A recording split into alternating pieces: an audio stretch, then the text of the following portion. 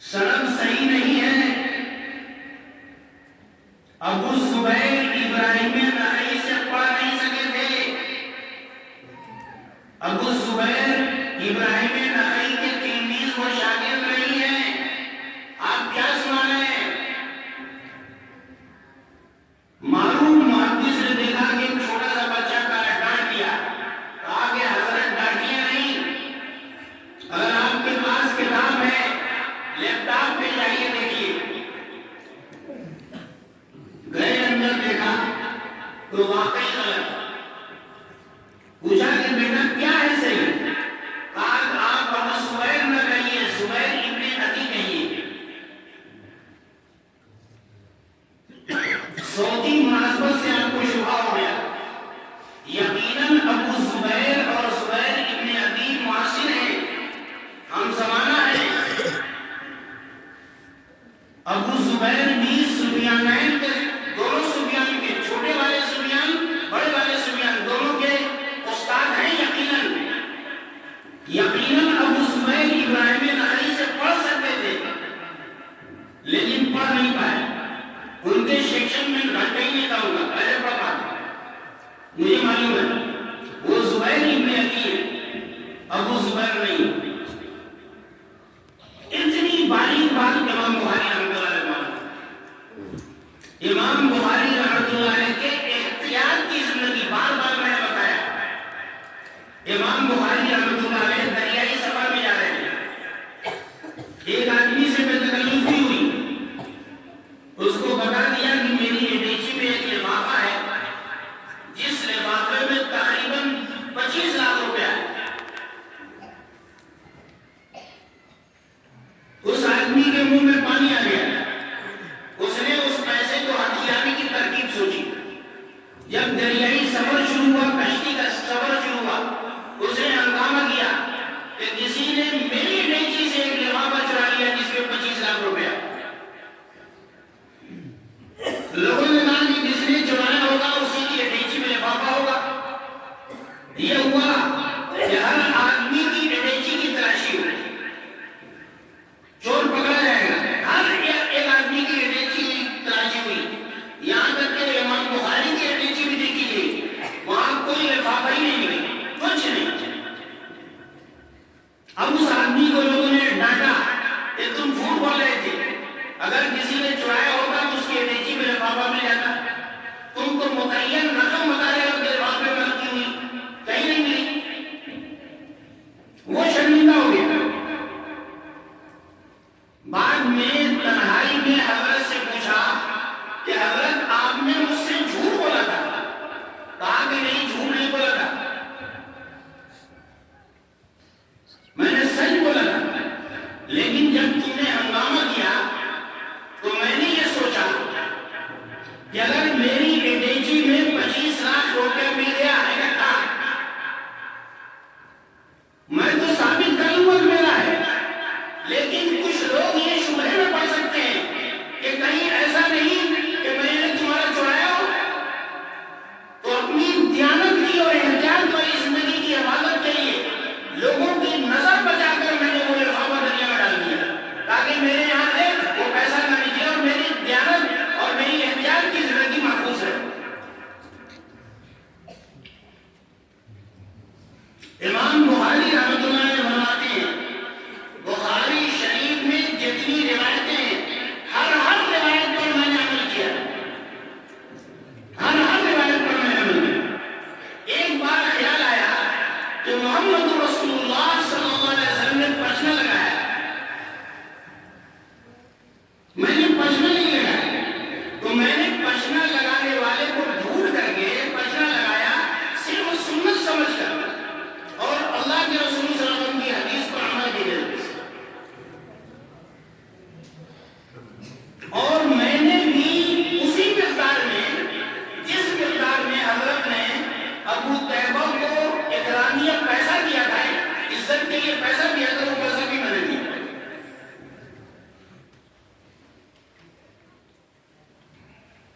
تو میرے محترم بزرگوں اور دوستوں، پردے کے پیچھے بیٹھی ہوئی خواتین اور خاص طور سے طالبات، آپ نے بخاری شریف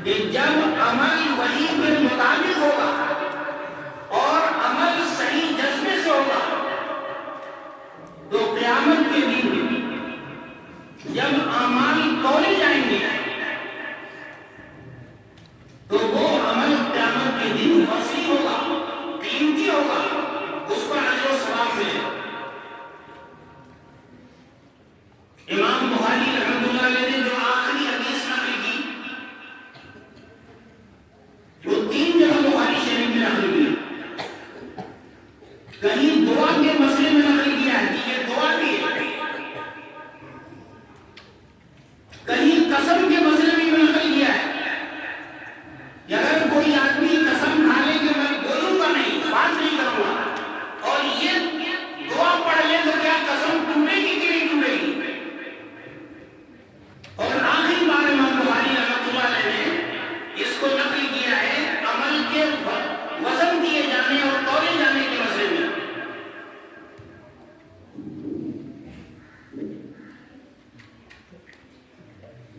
محققین کے نزدیک، اہل سنت والجماعت کے نزدیک قیامت کے دن عمل تولا جائے گا، تولے جانے کی جو بھی شکل ہو، عمل مجسم بنا دیا جائے یا ان رشتوں کو تولا جائے جن میں عمل لکھا ہوا ہے، دونوں طرح کی چیزیں ممکن ہیں۔ بلکہ ایک حدیث ہے جس کو محدثین کیا کرتے ہیں حدیث البطاقہ، حدیث الپرچی، اس سے معلوم ہوتا ہے کہ رجسٹر تولا جائے گا۔ قیامت کے دن ایک صاحب لائے جائیں گے کہ ایک طرف بدعملی کا رجسٹر ہوگا، جس رجسٹر میں بدعملی نوٹ ہوگی، پوچھا جائے گا کہ کیا فرشتوں نے کوئی زیادتی کی ہے؟ تو کہے گا نہیں، بالکل کوئی زیادتی نہیں۔ وہ ایک رجسٹر پر رکھا جائے گا اور اس کے مقابل والے پلڑے میں ایک چھوٹی سی پرچی ہوگی، وہ ہوگی لا الہ الا اللہ محمد رسول اللہ صلی اللہ علیہ وسلم، جو اس نے سچے دل میں کہا ہے۔ تو یہ پرچی والا جو پلڑا ہے وہ بدعملی والے پلے پر بھی بھاری ہو جائے گا بعد میں۔ تو اس سے معلوم ہوتا ہے کہ باقاعدہ پرچی تولی جائے، رجسٹر تولا جائے۔ بہرحال اس آخری حدیث میں امام بخاری نے فرمایا کہ دو قیمتی بول ایسے ہیں، قیمتی موتی ایسے ہیں، انمول بول ایسے ہیں جو زبان پر ادائیگی میں بہت ہلکے ہیں، بہت ہلکے۔ قاری حضرات جانتے ہیں کہ ان کے فن تجوید کے اصول کے اعتبار سے بھی، اور نو صرف والے جانتے ہیں کہ نو صرف کے اصول کے اعتبار سے بھی، یہ دونوں کلمے جو ہے بہت ہلکے ہیں زبان میں رہی۔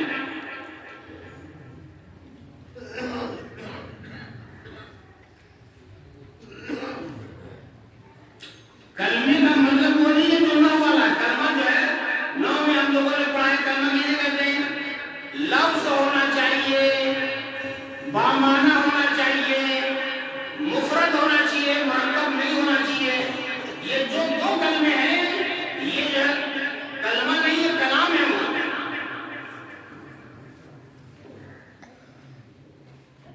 جو زبان پر ادائیگی میں بہت ہلکے، لیکن ان کلموں کو بولنے والا ان کا اللہ و اللہ کی عزت کے یہاں نہایت معروف ہے، نہایت پسندیدہ ہے۔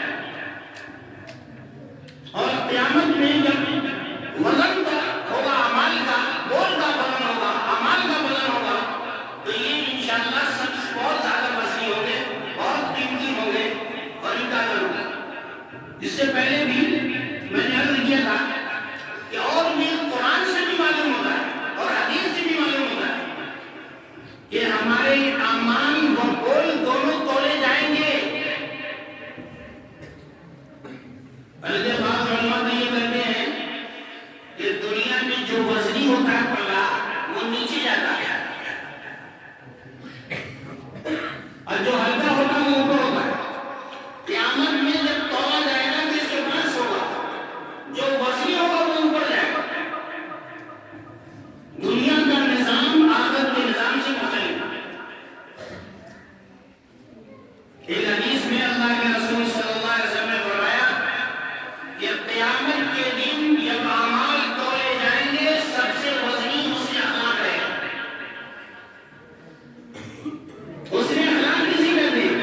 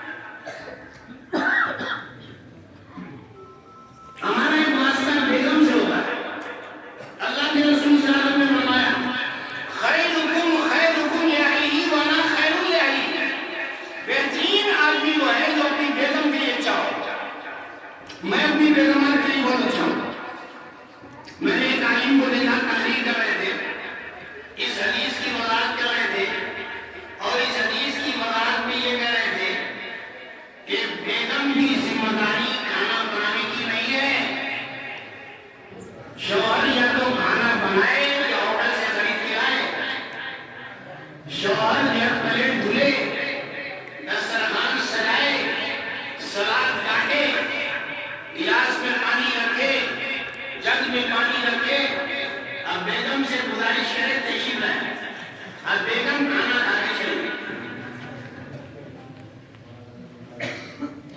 لیکن مجھے معلوم ہے ازواج مطہرات کھانا بناتی تھی.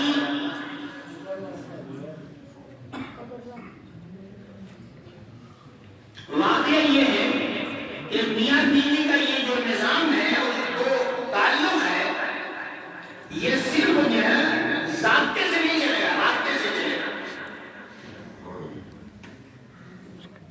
بہت کچھ رابطہ چاہیے، ضابطہ نہیں چاہیے. آپ نے سنا ہوگا ایک صاحب نے ایک آدمی کو نوکر رکھا، نوکر بات کہیا تھا. اس نے کہا کہ کیا میری تنخواہوں کی وہ لکھ دیجیے، کیا ہماری ڈیوٹی ہوگی وہ لکھ دیجیے. انہوں نے لکھ دیا یہ کرنا ہے. ایک بار آقا یعنی مالک اور نوکر دونوں جا رہے تھے، اتفاق سے کوڑا، گھوڑے کا کوڑا جو ہے وہ گر گیا. مالک نے نوکر سے کہا کہ اٹھا کو گر گیا ہے. اس نے جیب سے پرچی نکالی، پڑھنے لگا. کہا اس میں تو لکھا ہے کوئی چیز گر جائے گی تو اٹھانا میری ذمہ داری ہوگی، ہم تو نہیں اٹھاتے. مالک نے فوراً جو ہے پرچی اٹھائی، اس کو لکھ دیا کہ اگر کوئی چیز میری گر جائے گی تو اٹھانا بھی ذمہ داری ہوگی. اس نے فوراً اٹھا دیا. لیکن جب دونوں گھر پہنچے تو دیکھا کہ پالیتھین میں کچھ ہے. پوچھا کہ کیا ہے؟ کہا کہ آپ نے تو لکھ دیا نا کہ کوئی چیز گر جائے گی تو اٹھانا ذمہ داری ہوگی. تو راستے میں یہ گھوڑا جو لکھ کرتا رہا، گر جاتا رہا، وہ میں اٹھا کر گیا ہوں. یہ سب ضابطے سے ایسے تو نہیں چلتا، رابطہ بھی چلتا. اس کو میں مثال سے بھی بتاتا ہوں. سامنے سے ایک گاڑی آ رہی ہے، اپنی گاڑی لے کے جا رہے ہیں. اگر آپ طے کر لیں گے اسی کی ذمہ داری کی ہٹ جائے، ہم تو نہیں ہٹیں گے. اب وہ بھی کہے گا میں نہیں ہٹوں گا، یہ ہٹیں گے، تو پھر کیا نتیجہ ہے؟ ایکسیڈنٹ ہونا ہے. اسی طریقے سے میاں بیوی کے تعلقات میں دونوں کے دونوں انسان ہیں. اگر کبھی اس کو گرمی ہو جائے، بلڈ پریشر بڑھ جائے، غصہ آ جائے، دوسرا آدمی تھوڑا آ جائے، سائڈ دے دی. اگر یہ سائڈ دے دیا تو یہ تعلقات اچھے ہو سکتے.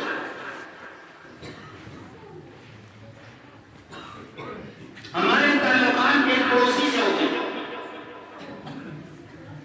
اللہ کے رسول صلی اللہ علیہ وسلم نے فرمایا مسلمان نہیں ہے جس کا پڑوسی اس کے شر سے محفوظ نہ ہو.